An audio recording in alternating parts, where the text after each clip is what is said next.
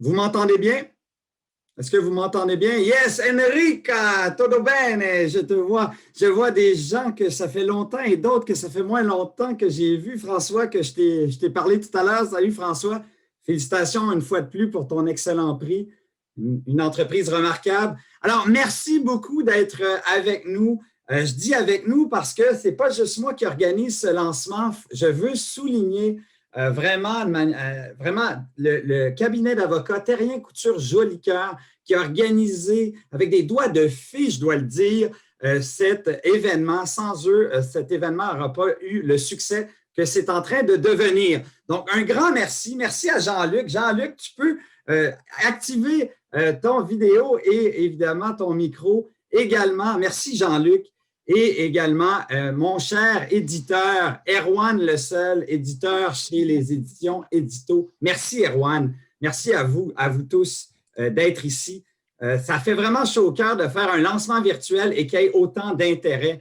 Vraiment, je pense que les habiletés relationnelles, là, c'est ce qu'on a réussi à développer tous ensemble. Donc, mot de bienvenue et ce lancement se veut quelque chose d'interactif, se veut aussi quelque chose de plaisant et d'agréable. Donc, si vous avez un verre de vin, n'hésitez pas à le consommer modérément, mais consommez-le certainement. Donc, merci au cabinet Terrien Couture Jolicoeur d'organiser ça. Un cabinet que j'ai su découvrir. J'ai eu le privilège de faire une conférence lors de la fusion entre les cabinets Terrien Couture et ceux de Jolicoeur. Donc, vraiment, c'est un moment très fort pour leur organisation. Et c'est là où j'ai vu le côté très humain de ce cabinet, l'ouverture sur les autres étant une des valeurs les plus importantes chez ce cabinet. Merci beaucoup. Merci de me donner ce plaisir de partager ce bon moment avec vous tous.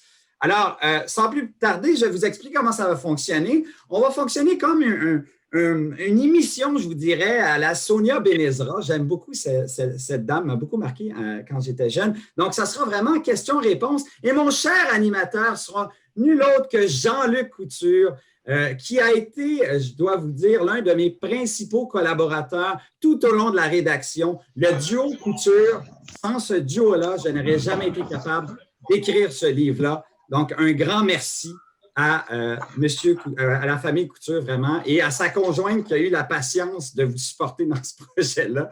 Donc, merci à Jean-Luc et merci aussi à Erwan. Donc, sans plus tarder, je veux passer la parole à Erwan qui va nous faire un mot de bienvenue, mot de l'éditeur. Et par la suite, Jean-Luc va s'attaquer à plusieurs questions d'intérêt qui seront couvertes dans ce livre et que, je l'espère, vous allez bien apprécier. Donc, Jean-Luc, sans plus tarder, la parole est à toi. En fait, ça va être Erwan qui va prendre la parole. Ah oui, oui, pas grave. Oui, oui. Bonsoir tout le monde, merci d'être si nombreux. Ça fait plaisir de vous voir avec nous, même si c'est un lancement virtuel. On aurait aimé se voir pour de vrai, mais on reprendra ça une autre fois pour le prochain livre de Benoît. Donc, je lui fais déjà l'annonce, il faut qu'il s'y remette avant même d'avoir lancé le premier. Donc, être à son meilleur, voilà, c'est arrivé Benoît, après tous ces mois de travail, nous y sommes. Et nous sommes réunis ce soir parce que nous te connaissons tous. Nous sommes tous, chacun à notre façon, en lien avec toi. Pour ma part, c'est Jacques Forêt, un de tes collègues et amis à l'UQAM, qui nous a présentés l'un à l'autre. Dès cette première rencontre, j'ai pu entrevoir tes formidables habiletés relationnelles. Benoît s'intéresse à son interlocuteur, il pose des questions, il écoute les réponses quand il ne parle pas, propose son aide, facilite des rencontres, met à disposition son réseau, il crée des liens, des passerelles, des opportunités. Et puis, je l'ai vu en conférence, c'était dans le cadre de l'université d'été l'année dernière. Et alors là, j'ai découvert un véritable showman. Si vous l'avez déjà vu sur scène, vous savez de quoi je parle. Il est pertinent, dynamique, attentif, drôle. Bref, j'ai été sous le charme. Alors que ce soit sur scène, dans ses cours ou dans ce livre, Benoît défend surtout des valeurs et des attitudes qui me sont chères.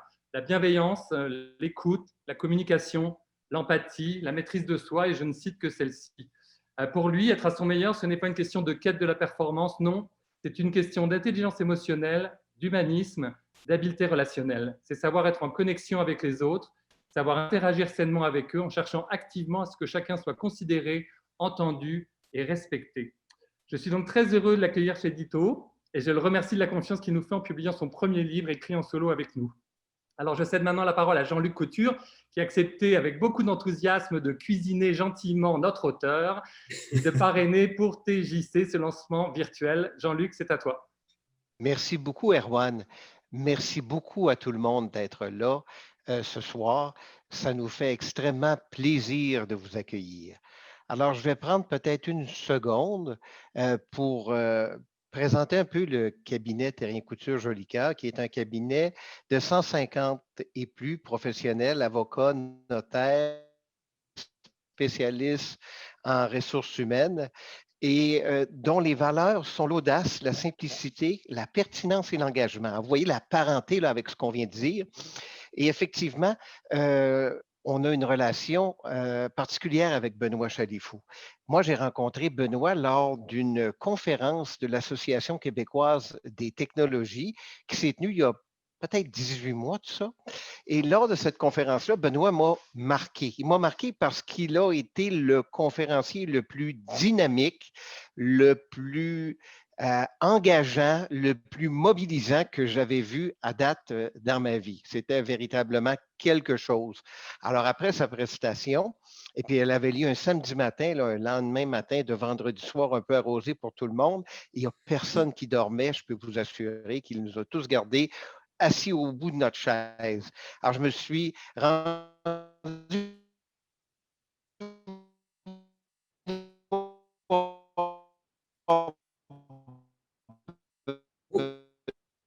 Benoît, puis je lui ai...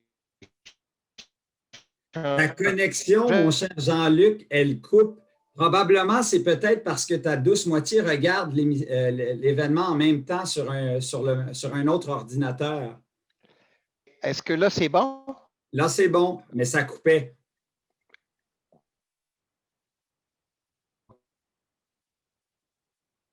Et alors, écoutez, je ne tenais pas à... de ce que vous avez avec la fibre optique grave, Benoît, prends la parole puis remplis le temps. Excellent, merci. Alors, je voulais juste peut-être aller sur, parce que cette collaboration-là qu'on a eue ensemble, Benoît et moi, elle est née suite au café qu'on a pris ensemble. Deux choses à noter lorsqu'on a pris ce café-là. On est dans la file pour prendre un café. Et puis, qu'est-ce qui se passe? Benoît décide d'offrir un café à la personne qui est devant nous.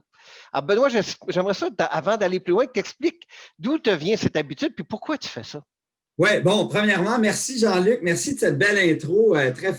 C'est très flatteur. Oui, on s'est rencontrés, Jean-Luc, à l'AQT, et puis ça l'a cliqué tout de suite. Et puis toi, tu m'as dit, je rêve d'écrire un livre un jour. Puis moi, quand on me parle comme ça me dit comment je peux créer de la valeur pour réussir à se rapprocher de ce rêve-là. Finalement, tu as réussi à faire réaliser le mien, finalement. Je te remercie, Jean-Luc, pour ça. Et quand on était à la file pour ce fameux café, je le fais une fois par jour. Des fois, c'est simplement de dire vous avez de très beaux yeux, mon cher monsieur ou ma chère dame, ou peu importe, un compliment. D'autres fois, c'est parce que je suis dans la file et puis j'ai envie d'offrir un café à la personne qui est derrière moi. Et tout ça a débuté un jour quand je partais vers New York pour une conférence et il y a quelqu'un en avant de moi. Évidemment, quand vous allez à New York, vous le savez, le vol arrive jamais, il part jamais à l'heure, vous le savez. Donc, comme de fait, le vol est annoncé avec un certain retard. Et donc, je m'en vais me chercher un café. Il y a une grande ligne qui a eu le même réflexe que moi. Et devant moi, la personne m'adresse la parole. J'étais fatigué, puis j'étais surtout très frustré de la situation. Il me regarde et dit « longue journée ». Je dis « absolument, longue journée ». Et il me dit « qu'est-ce que tu prends, toi, dans ton café ?» Je dis « qu'est-ce qu'il veut? Pourquoi il me demande qu'est-ce que je prends dans mon café? » Et donc, je lui dis « je prends un café noir, j'en ai grandement besoin. » Ça reste comme ça.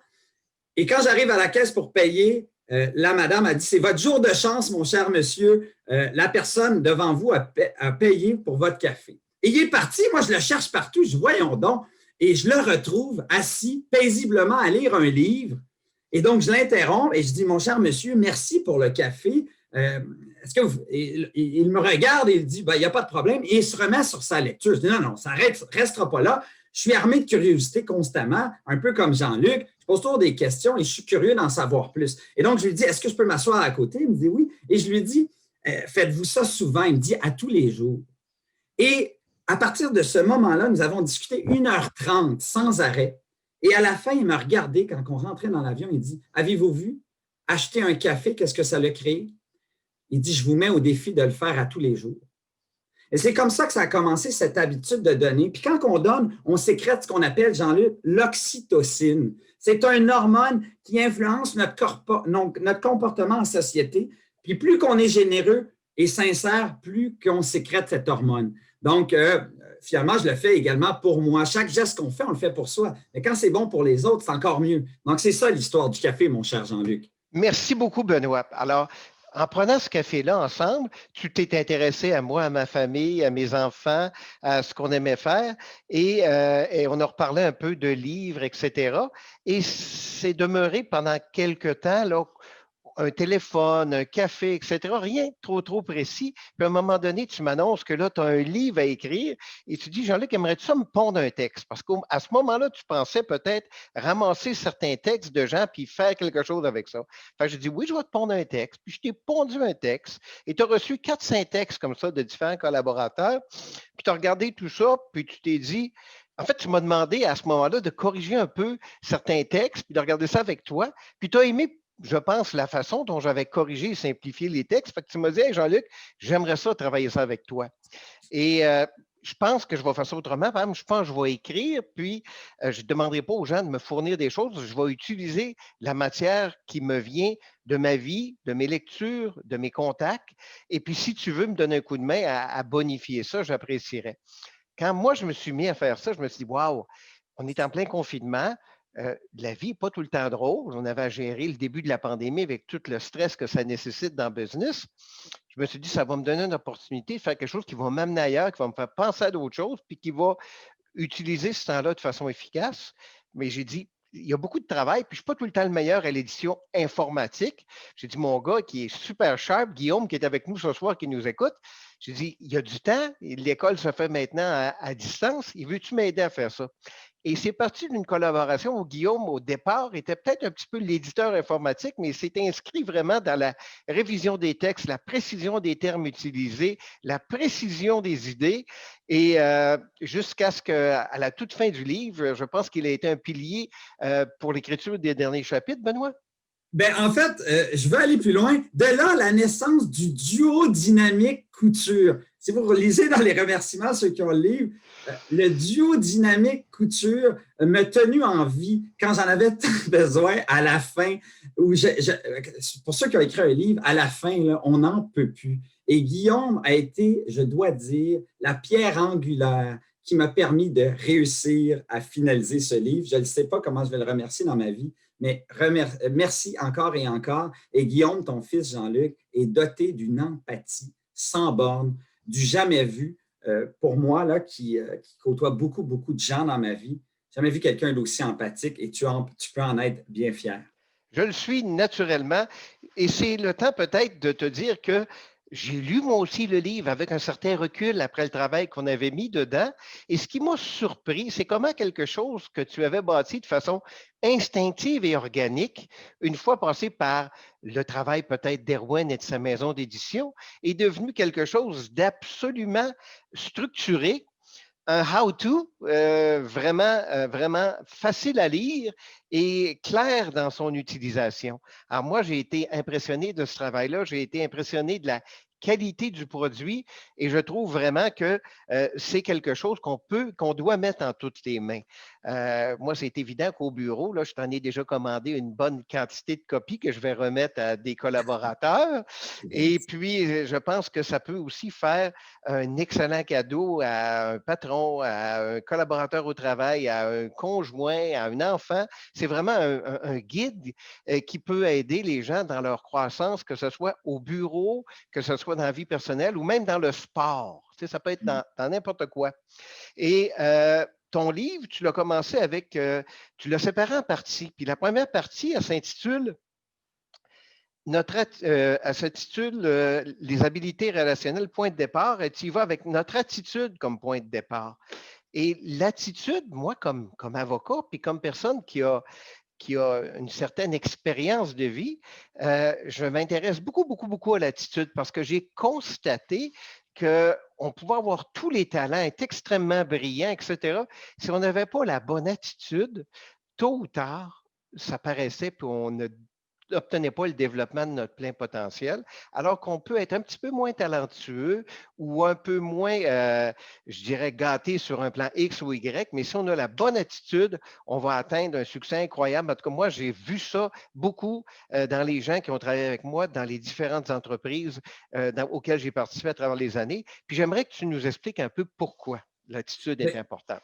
Ben parce que les compétences techniques, il faut le savoir, souvent on a le réflexe d'embaucher par des compétences techniques en entreprise. Tu le sais, compétences techniques dans le domaine juridique, compétences techniques dans le domaine de l'ingénierie, etc., la comptabilité, etc. Par contre, on s'est rendu compte rapidement qu'on réapprend à apprendre en organisation et que c'est vraiment l'attitude qui nous propulse.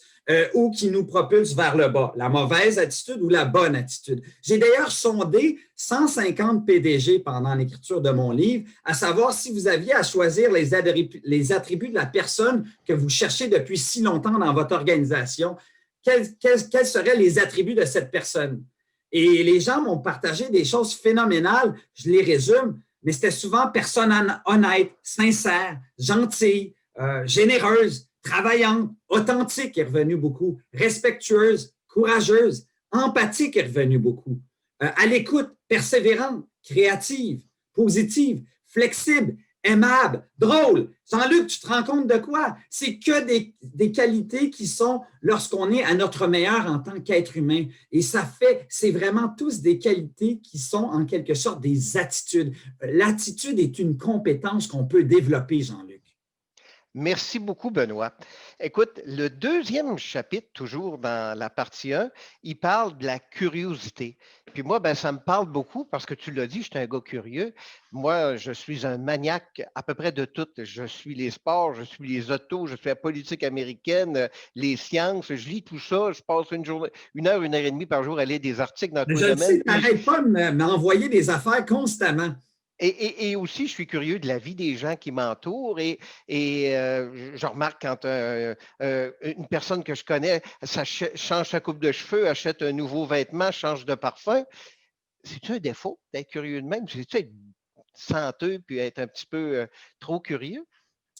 En fait, non, moi, je pense que c'est l'inverse. La curiosité nous permet d'évoluer. C'est le point tournant, le point de bascule qui nous permet d'évoluer. Évidemment, ce n'est pas suffisant. Il faut faire l'effort pour pouvoir évoluer, mais cette curiosité est le point de départ. Et démontrer un intérêt à autrui, je trouve que c'est le geste le plus gratifiant que tu peux faire. Quand tu remarques, Jean-Luc, je vais te poser la question, si ta douce moitié arrive un bonsoir avec une nouvelle coupe de cheveux puis tu ne le remarques pas, vas-tu aimer ça?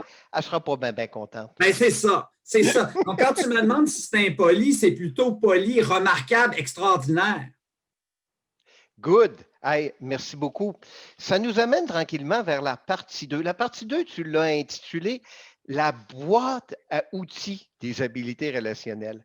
Ça vient de où, là, cette idée de parler d'une boîte à outils? Bon, premièrement, encore une fois, ce livre est le fruit de mes relations. Encore une fois, que ce soit les idées qui sont dans le livre, que ce soit la structure. Par exemple, Benoît Bazos, qui doit être présentement, qui nous écoute, est un de mes mentors depuis des années, et c'est lui, je dois dire, qui m'a structuré. Il sait que j'ai toujours des bonnes idées, mais la structure, ce n'est pas ma force. Et donc, mon cher ami Benoît, qu'on voit là, qui vient d'activer son micro, m'a structuré le livre. Puis j'en avais vraiment besoin. Merci, Benoît. Et c'est lui qui est arrivé avec cette idée de coffre à outils, parce qu'il dit, Benoît, ce que tu partages, c'est une boîte à outils. Donc, dans ce coffre à outils, j'ai voulu partager les 5 essentiels. Les 5 essentiels pour notre vie amoureuse, notre vie amicale, mais également notre vie professionnelle. Et c'est vraiment un 360, que ce soit la communication, l'autodiscipline, l'automotivation, l'empathie ou la maîtrise de soi. Et là, tu viens de faire la liste de ce que contient ton coffre à outils. Puis moi, j'ai été très, très surpris de certains des éléments que tu as placés dans le coffre à outils. Comment tu peux expliquer que l'autodiscipline est une habileté relationnelle? Mais mon cher Jean-Luc, c'est très simple. Parce qu'avant d'être en relation avec les autres, Jean-Luc, il faut que tu sois en relation avec toi-même, l'ami. Si tu n'es pas en relation avec toi-même, comment tu peux être en relation avec les autres? Si tu n'es pas généreux avec toi-même, comment tu peux être généreux avec les autres? Si tu n'es pas généreux de ton temps avec toi-même, comment tu peux être généreux de ton temps avec les autres? Et donc, c'est vraiment le fer de lance de l'autodiscipline. Et s'il y avait une compétence que je vous invite à partager ou à vouloir améliorer sur le champ, ça serait l'autodiscipline. Pour moi, c'est vraiment le point de bascule pour tous les autres. Et comment on fait ça? Comment on améliore son autodiscipline, Benoît? Bien, c'est une question qui nécessite une réponse beaucoup plus longue, mais je vais m'arrêter. Mais un petit exemple de 2 secondes. Oui, un petit exemple. Mais premièrement, il y a une équation qui est bien connue, ce n'est pas moi qui l'ai créée, mais que j'abonde dans le même sens. Si on devait résumer en une équation l'autodiscipline, ça serait l'amour-propre est égal à l'autodiscipline. En anglais, on dirait du self-love, ça égale à self-discipline. Parce que vous êtes prêt à sacrifier le bout de pizza aujourd'hui parce que vous voyez bien que vous voulez être en santé, en forme pour votre famille ou peu importe pourquoi, et vous êtes prêt à sacrifier maintenant le petit bout de pizza pour une salade qui est peut-être moins stimulante à manger sur le coup, mais vous savez les bénéfices. C'est la plus grande, comme un de mes bons amis dirait, Jean-Luc, c'est la plus grande liberté qu'on peut s'offrir, l'autodiscipline. Merci, Benoît. Écoute, tu parles aussi de motivation dans ton livre, puis il y a toutes sortes de questions qui tournent autour de la motivation. La première, on a l'impression des fois, quand on voit des gens, il n'est pas motivé, lui. Il n'a pas l'air motivé, lui. Y en a-tu des gens qui ne sont pas motivés? C'est pas vrai, ça, Jean-Luc, je te l'ai déjà dit. Tout le monde est motivé. Dans la vie, tout le monde est motivé. Le problème, c'est que les gens ne comprennent pas qu'on peut être motivé par la récompense en entreprise, pour les chefs d'entreprise, pour les gestionnaires qui nous écoutent. C'est le nanan, c'est la récompense, c'est le salaire, c'est le boni. Ou l'ego. On est motivé, mais par des choses négatives. Ou évidemment motivé par le sens et le plaisir. Comme là, présentement, j'espère que non seulement ça rejoint votre sens, mais également votre plaisir. Et quand on réussit à faire ça, Jean-Luc, créer une connexion entre le sens et le plaisir, on est dans le nirvana de la motivation. On ne voit plus le temps passer. Donc c'est un peu ça. Tout le monde est motivé. Par contre, par quoi? C'est la bonne question à se poser. Et est-ce que c'est l'argent qui est le meilleur moyen de motiver les gens? Parce que dans la situation, dans la société où on vit, on a l'impression qu'il n'y a que ça. Bon, et effectivement, on pourrait penser que l'argent motive. Et c'est vrai, Jean-Luc, je dois te le dire, scientifiquement, ça a été prouvé que l'argent motive. Par contre, après un certain seuil, l'argent ne motive plus. À la rigueur, elle ne fait plus rien. Et là, ceux qui bénéficient de boni vont peut-être moins m'aimer à dire ça, mais c'est vrai. À partir d'un certain montant, on a évalué le montant à peu près 80 000 US là, de salaire annuel. L'argent ne vous motive plus. Par contre, si vous êtes capable d'être audacieux et de remplacer la récompense, le boni, par des expériences de vie, par exemple. J'ai un bon ami, lui, il amène toutes ses troupes sans quelques employés chaque année en voyage, toute la gang, voyage tout inclus. Il me dit, Benoît, c'est incroyable ce que ça fait sur ma gang avant et après le séjour à l'étranger. C'est une expérience de vie très coûteuse pour lui, mais les bénéfices sont extraordinaires. Rappelle-toi de ça, Jean-Luc. Les expériences de vie prennent de la valeur avec le temps. Les biens matériels, malheureusement, en perdent. Merci. Benoît, si ce n'est pas l'argent qui motive, comment on fait pour motiver les gens? Dans mon équipe, là, si je veux des gens plus performants, plus motivés, qu'est-ce que je vais faire là, pour la personne dont je te parlais tout à l'heure qui m'apparaît parfois pas motivée, pour la transformer d'une personne pas motivée à une personne motivée? Je procède comment? Mais Jacques Forêt, qui est justement une personne qui me permet de rencontrer Erwan, qui est un prof très connu dans ce domaine, a précisé et a regroupé une panoplie de recherches pour dire qu'on peut créer un écosystème pour que les gens vont se motiver eux-mêmes. Donc, Jean-Luc, tu ne pourrais jamais pousser ta gang à se motiver davantage, si ce n'est en créant l'écosystème qui le permettra. Sans rentrer dans le détail, il faut combiner une belle combinaison habile entre l'autonomie dans des paramètres. Hein? Donc, par exemple, si tu décides d'un nouveau logiciel pour ta compagnie, un nouveau logiciel de ressources humaines, bien, peut-être c'est mieux, Jean-Luc, que tu en retiennes 3 qui te plaisent, puis tu laisses ton staff décider de lequel il veut, donner des choix, des options dans un paramètre paramétré. C'est intéressant. Autonomie. Deuxième, l'affiliation à l'autre. Si je vous parle, puis là, je me parle comme ça, merci d'être au lancement. Mais non, il faut connecter avec les gens et c'est très important. Qu'en est-il en entreprise? Pourquoi pas en tant qu'associé de ton cabinet, prendre un café par semaine avec quelqu'un que tu ne connais pas. Et ça fait toute la différence sur le long terme. Affiliation à l'autre étant le deuxième ingrédient. Et le troisième, qui est tout aussi puissant, le sentiment de compétence. On a besoin de se sentir compétent dans ce qu'on fait. Par exemple, il y a beaucoup de gens qui vont lire ce livre pour se développer de nouvelles habiletés pour devenir plus compétents. Benoît, l'une des choses que tu fais souvent dans le livre et qui a, je dirais, beaucoup de puissance, c'est de raconter des histoires. Tu nous racontes des histoires qui nous illustrent ton propos ou qui nous permettent de mieux le comprendre ou de le deviner, parce que des fois, tu nous permets de deviner des choses à travers tes histoires. Puis moi, il y a 2 histoires dans toute la boîte à outils qui ont retenu particulièrement mon attention.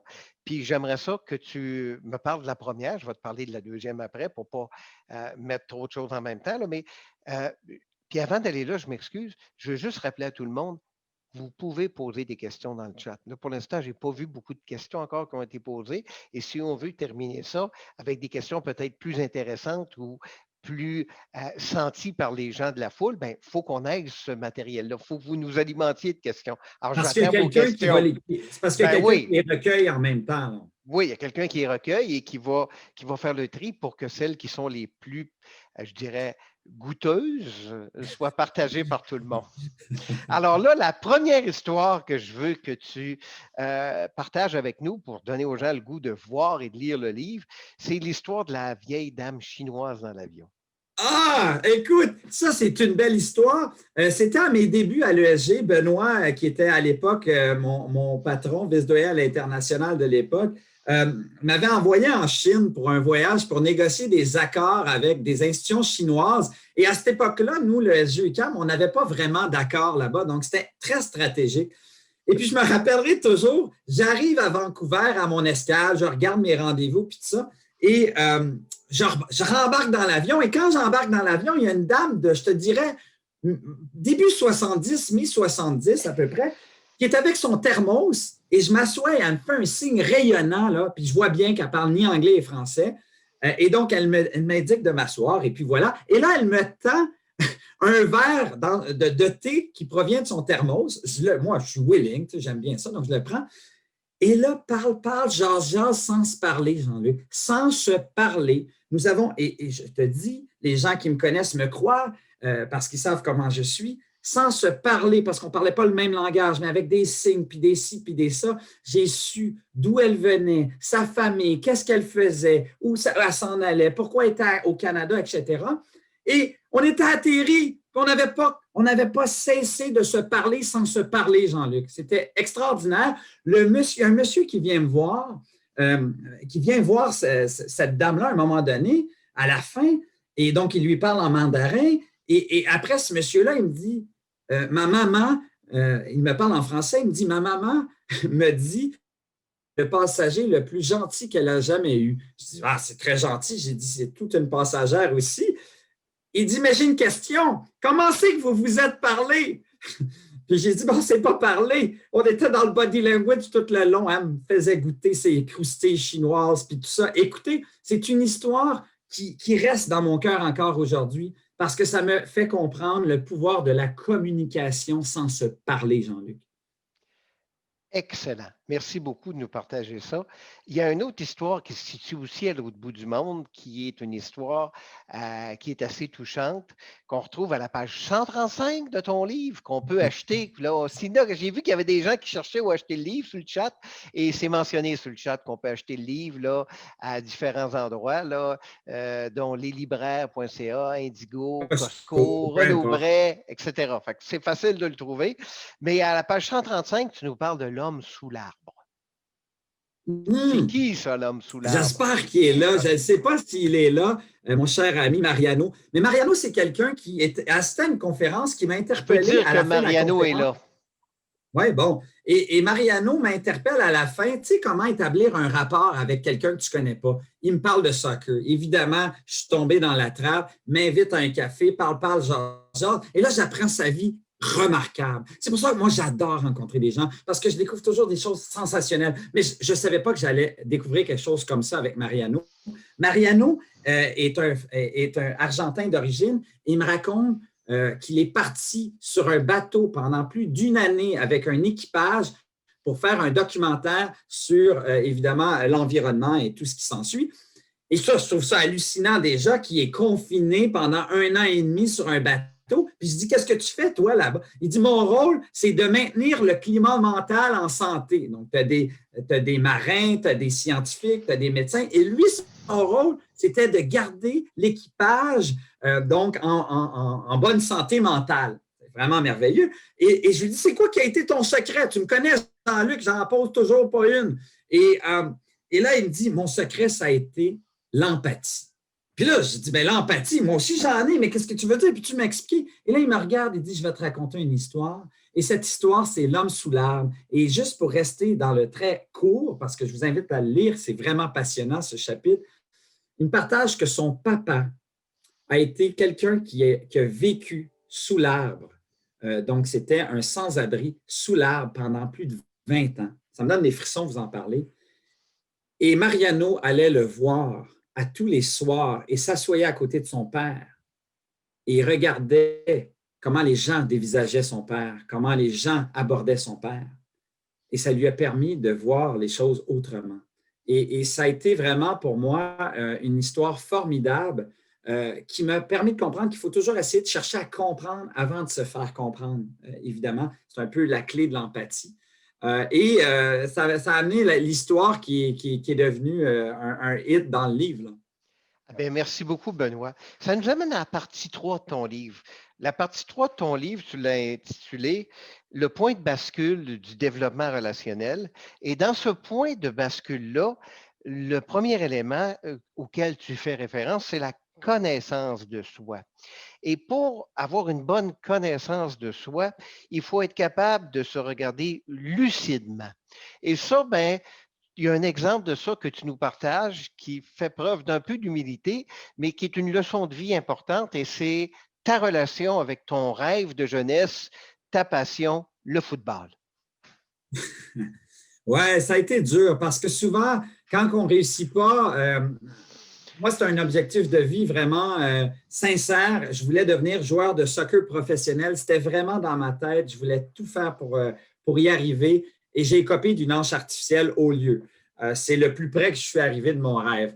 Mais souvent, quand les gens me posaient la question, après carrière, qui n'a jamais commencé finalement, je disais toujours, ouais, j'ai eu une blessure. Oui, mais en Tunisie, c'était le coach. Oui, mais au Maroc, c'était le système politique. Au Portugal, c'était ci. Et à un moment donné, je me suis libéré de ça, Jean-Luc, dans, je te dirais, la fin vingtaine. Et j'ai été capable de dire, c'était parce que je n'avais pas assez de talent, Jean-Luc. Ça m'a tellement libéré, mais c'est dur de se libérer de ce poids-là, mais c'est là où tu commences ce point de bascule, d'être en connaissance totale de toi.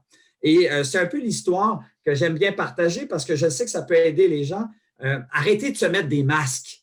Arrêtez de se mettre des masques et d'assumer qu'est-ce qui est arrivé, puis d'apprendre. Il n'y a pas d'échec, c'est de l'apprentissage, Jean-Luc.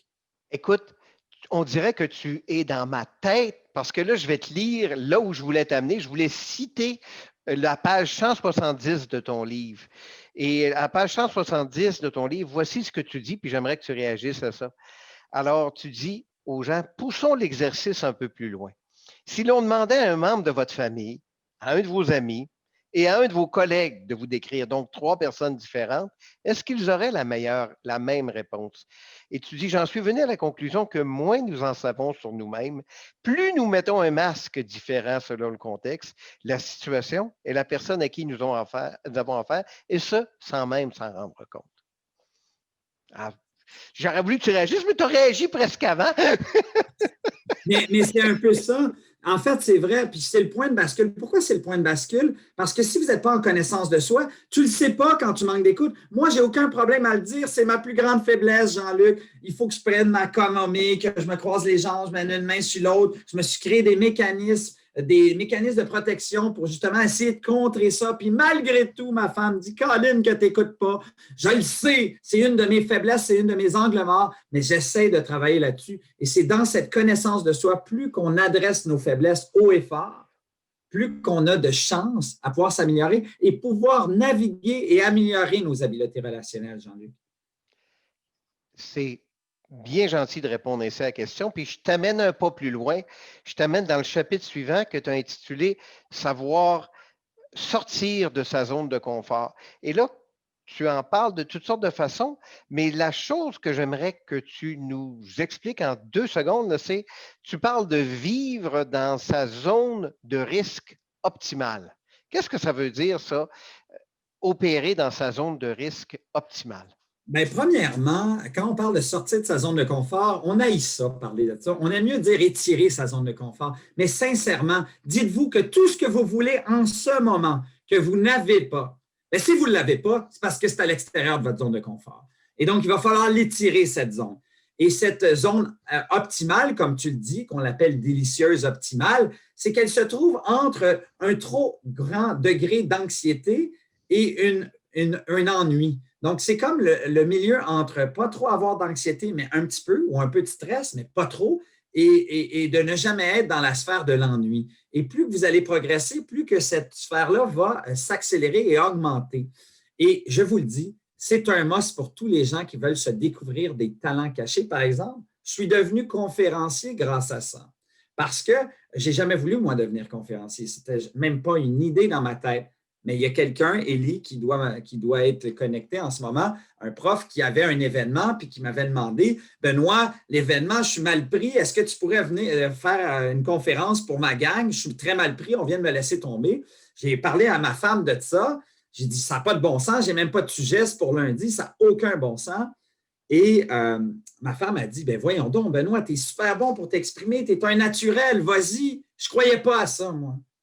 Mais elle le croyait. Je suis sorti de ma zone de confort et j'ai découvert un talent caché pour moi. Souvent, on va se découvrir aussi des angles morts. On va peut-être, je n'ai pas envie de dire échouer, mais on va apprendre. Donc, ça fait partie. Mais il faut absolument tous les jours étirer cette zone, mon Jean-Luc. Merci, Benoît. Alors, moi, j'avais prévu une question, puis c'est le fun parce qu'elle est aussi sortie, cette question-là, dans le chat. Alors, on est à mixer un petit peu mes questions et les questions du chat. Pourquoi as-tu écrit ce livre-là? C'est quoi ta motivation? C'est quoi ton but?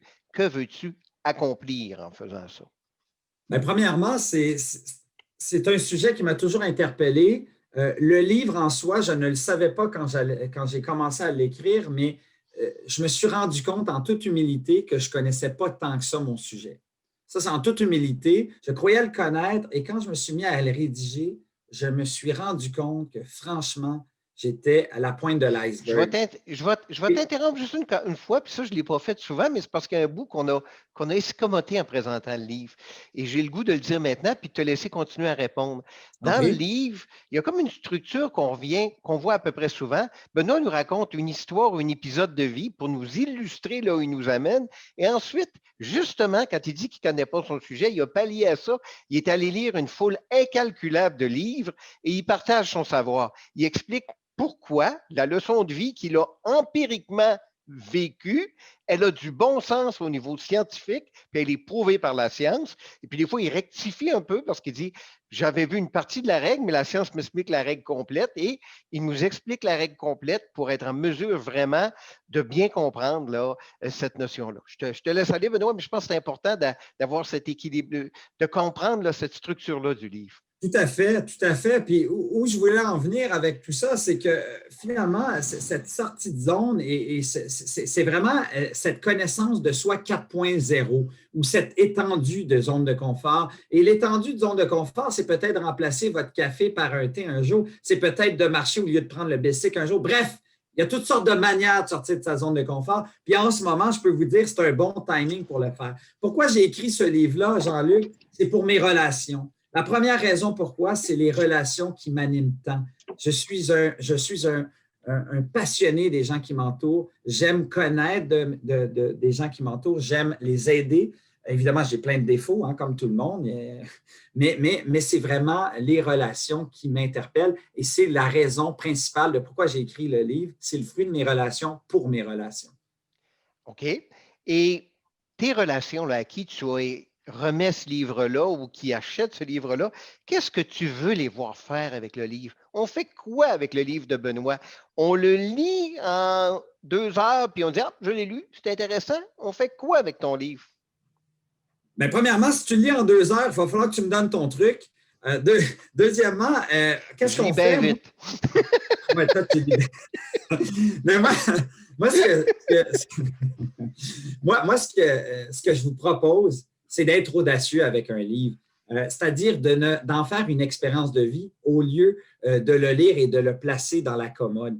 Faites-en une expérience de vie, partagez-la. Je vois déjà certains de mes amis, certains de mes contacts qui ont acheté un livre commun, donc en couple, et qui lisent un chapitre chacun. Je sais que ma mère, avec son conjoint, fait ça. Et ils se partagent, ça crée une connexion, ça crée une expérience de vie. Et c'est ça la clé avec un livre de ce type. J'espère que les gens en feront une expérience de vie et qu'elle va gagner en valeur avec le temps et non pas être rangée simplement dans la bibliothèque comme décoration, Jean-Luc. On a une question qui me vient du chat que je trouve intéressante puis qui est beaucoup d'actualité. Les personnes nous disent comment utiliser ou quoi faire, comment nos habiletés relationnelles, nos habiletés humaines peuvent nous aider à surmonter le stress que les crises qu'on vit actuellement, que ce soit le COVID, que ce soit l'angoisse environnementale qu'on vit avec les problématiques qu'on voit poindre pour l'avenir de la planète, comment on vit ces stress-là et comment les habiletés relationnelles peuvent nous aider à passer par-dessus. Bien, écoutez, on parle même d'une empathie de groupe qui est en train de se créer. Ça va bien aller, ça, c'est un exemple. Il y a beaucoup de ralliement humain qui se fait un peu partout. On voit que dans les grandes crises, c'est l'être humain à son meilleur qui réussit à s'en sortir constamment.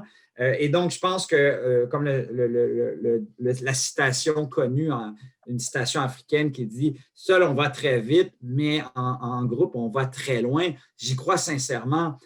Ce livre n'aurait jamais eu cette qualité-là si je l'avais écrit seul.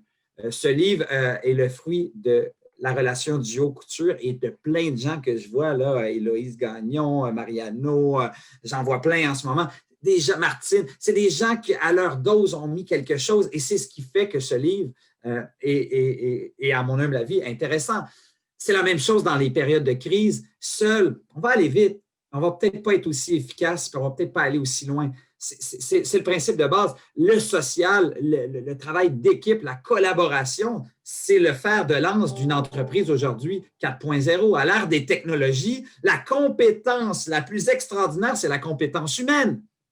Les compétences technologiques sont temporaires, mais la collaboration humaine, elle doit être permanente. Il y a une question supplémentaire qui vient de s'ajouter que je trouve très intéressante. Les gens parlent du télétravail, du fait qu'on va être de plus en plus en télétravail. Comment on préserve nos relations? Comment on bâtit des relations? Comment on est humain à travers le télétravail? Bien, comment on bâtit? C'est-à-dire, ta première question, c'est comment initier une relation? Jean-Luc? Oui, je t'écoute. Non, mais c'est comment initier une... Non, en fait, la question, si je la pose comme elle a été écrite, c'est comment vois-tu les relations interpersonnelles à l'ère du télétravail? Et bien, moi, je pense qu'il faut d'abord la créer, ensuite, il faut la maintenir, mais c'est différent, là. On a un défi qui n'est pas le même qu'à l'habitude. Bien, tout à fait. Puis, écoutez, tout se passe entre les choses. Vous le savez, quand on était avant le confinement, la créativité, la collaboration, ça se faisait à la tasse de café. Ça se faisait, hey, Jean-Luc, pendant qu'on est en train de prendre son café, ce problème-là, on le règle en 2 secondes. Puis après ça, on passe à une idée créative qu'on ne fait pas en Zoom ou en télétravail. En télétravail, on est très bon pour l'opérationnel. Donc, il faut innover, il faut être créatif. Je pense que ça va aller avec beaucoup de one-on-one. Si vous faites un Zoom, faites-le en face à face. Appelez les gens au lieu de texter ou d'envoyer des courriels interminables. Prenez le téléphone, parlez aux gens, écoutez la voix des gens, le débit, le ton, l'énergie. Quand je suis avec Jean-Luc, je l'entends, je sais qu'il faut que j'aille droit au but, j'accélère mon ton, puis on va straight to the point. Mais on se parle souvent, par exemple. Et là, tu fais référence implicitement à quelque chose qu'on n'a pas discuté, mais qui serait le fun parce qu'on a le temps d'en parler. Tu me parles du radar social. Vas-y un peu sur le radar social. Mais le radar social, c'est que, par exemple, Jean-Luc, quand on s'est rencontrés pour la première fois, ça ne m'a pas pris 30 minutes de comprendre à peu près comment je dois me comporter par rapport à toi. Je dois probablement accélérer mon débit. Hein? Mon débit doit être très rapide, assuré, pour être assuré et aller droit au but. Parce que sinon, je peux te dire que tu vas passer à un autre appel. Ça t'interpellera moins. On est-tu d'accord? Un peu. C'est le moins qu'on puisse dire. Mais, avec d'autres personnes, ben, il me faut une camomille, puis que je prenne mon mal en patience. Par exemple, c'est un bel exemple. Là. En télétravail, on a la famille, les enfants qui crient, le ci, le ça. Quand on veut créer une vraie relation avec quelqu'un, il faut aussi avoir le bon écosystème, être dans les bons dispositifs. Fait que c'est pas évident, Jean-Luc. Tu me demandes, moi, je suis une bébête sociale, j'ai besoin de voir ça autour d'un café. Mais comment vous pouvez remplacer? C'est la question, c'est la réflexion que je vous envoie. Comment vous pouvez remplacer les in-between? Les in-between entre la réunion. À la réunion, on règle-tu bien les affaires? Peut-être. Mais où on en règle vraiment, c'est quand que je pars avec mon Jean-Luc là, après la réunion, puis je marche vers mon bureau. Ça, on en règle en tabarnouche des choses. Comment ces moments-là, là, ces petits moments subtils qui font toute la différence, qui n'existent plus, comment on peut les remplacer dans vos organisations, dans votre contexte? C'est ça la clé, Jean-Luc. Merci. Il y a une autre question que je vois qui est intéressante sur le chat, qui parle là, des manifestations de la division d'une société qui se polarise. Alors, comment les habiletés sociales peuvent nous aider dans ça, dans cette polarisation-là? Bien, les habiletés sociales, si on reprend avec le coffre à outils, toutes ces habiletés vous permettent de mieux vous comporter par rapport à l'autre. Ça revient à l'attitude, au comportement. Votre comportement, parce qu'on pense souvent que c'est l'autre le problème, mais on a toujours une partie. Hein? La médaille, il y en a deux côtés. Donc, ces habiletés sociales, ces habiletés relationnelles vous permettent de naviguer dans les gens qui vous entourent, et ça, peu importe. J'ai une bonne amie qui s'appelle Christine Michaud, qui dit quelque chose là-dessus de sensationnel. Elle dit « voir le beau, apprécier le bon et faire le bien ». Mais si on garde ces assises constamment, on trouve toujours du bon, du bien dans tout le monde. Moi, il y a des gens qui, par des raisons qui m'échappent, ont fait des coups dans mon dos pour une telle ou telle raison. Et tu sais quoi? Moi, je me fais le défi de l'aider du mieux que je peux. Parce que je me dis, il y a toujours du bon, du bien chez les autres. Ça ne donne rien. Ça prend ton énergie négative. Donc, c'est un peu mon leitmotiv. Merci, Christine. Benoît, ça va probablement être ma dernière question. Et c'est une question que je n'ai pas inventée, mais qui vient du chat. On l'a vu 2 ou 3 fois. Les gens veulent savoir quelle est la mission que tu t'es donnée, quel est ton why et surtout, comment as-tu fait pour l'identifier, le clarifier, l'actualiser et le faire? Moi, ce que j'aime beaucoup, c'est aider les gens de toutes les manières possibles. Des fois, c'est par un sourire. Des fois, c'est de m'arrêter sur le palier de mon trottoir parce qu'il y a une personne qui a 80 ans, qui habite seule, puis je lui dis comment elle va, puis je l'écoute 40 minutes et je lui donne le plus beau cadeau que je peux lui donner, c'est-à-dire lui montrer qu'elle existe. D'autres fois, c'est avec mes étudiants. Tantôt, juste avant qu'on prenne l'appel, il y a un étudiant qui m'a demandé une lettre de recommandation. Il a demandé à tous ses profs. Ils viennent me demander, c'est une urgence. J'ai envoyé dans la nanoseconde. Il me dit, Monsieur Chalifou, tous mes profs, j'ai couru après, ils ne m'ont pas répondu. Vous m'avez répondu dans les 10 minutes. Et ça, c'est mon vrai chèque de paye, Jean-Luc. C'est d'aider les gens qui m'entourent. Puis si je peux avoir un petit impact, un petit, tout petit, c'est mon chèque de paye. Et c'est pour ça que ce que j'aime le plus faire, c'est de m'adresser aux jeunes dans la vingtaine qui sont le futur, qui sont pleins d'espoir. Et c'est mon why, c'est mon vrai why, d'avoir un impact sur les gens, d'aider les gens. Merci beaucoup, Benoît. À ce moment-ci, je pense qu'on a quand même beaucoup parlé du livre et de tout ce qui tourne autour de ça. Puis on a meublé une bonne partie du temps, puis je sais qu'on est quand même le jeudi soir, on arrive proche de 18h30. Je pense que c'est le temps, Benoît, que tu conclues cette rencontre-là et moi, je te remercie de l'opportunité géniale que tu as donnée à moi et à Guillaume de travailler avec toi et à Guillaume et moi de mieux se connaître à travers ça. Oui, parce que c'est intéressant ce que tu dis là, Jean-Luc. À la lumière de ça, tu dis, j'ai découvert Guillaume d'une autre manière. Vous vous êtes rapprochés. Ça, encore une fois. D'ailleurs, on a écrit la conclusion ensemble. C'est pour te dire. Donc, j'ai envie de clôturer avec le fait que je vois tous ces gens-là la plupart des gens que je connais, c'est le fruit de relations, ça m'anime, ça m'amène à être une meilleure personne. Toutes les personnes que j'ai côtoyées dans ma vie et que je continue à côtoyer m'amènent toujours à être une meilleure version de moi-même et c'est quelque chose qui ne peut pas s'épuiser. On doit absolument s'entourer de gens qui nous surélèvent. Et vous tous qui m'écoutez en ce moment, vous me surélevez et je vous remercie sincèrement. Et ces habiletés relationnelles-là, il faut les maintenir, spécialement dans un contexte aussi difficile que maintenant. Être à son meilleur n'aura jamais été aussi important. Donc, s'il vous plaît, équipez-vous de vos incroyables habiletés relationnelles pour naviguer dans un monde des plus incertains et c'est ce qui vous permettra d'évoluer dans ce monde. Merci, Jean-Luc. Alors, c'est maintenant la fin de la conférence. Je ne sais pas si Erwan, tu voulais dire un tout petit mot final? Moi, je suis vraiment thrillé, je dirais, là. Quel beau lancement virtuel, vraiment. Quelle belle conversation entre vous. Et puis, tu iras voir sur le chat, Benoît, tous les commentaires qui ont été écrits. C'est vraiment chouette de lire ça. Je pense que ça va te gonfler le cœur. Donc, merci encore et bonne soirée à tout le monde. Merci, merci. Merci. Bonsoir. Merci. Au revoir.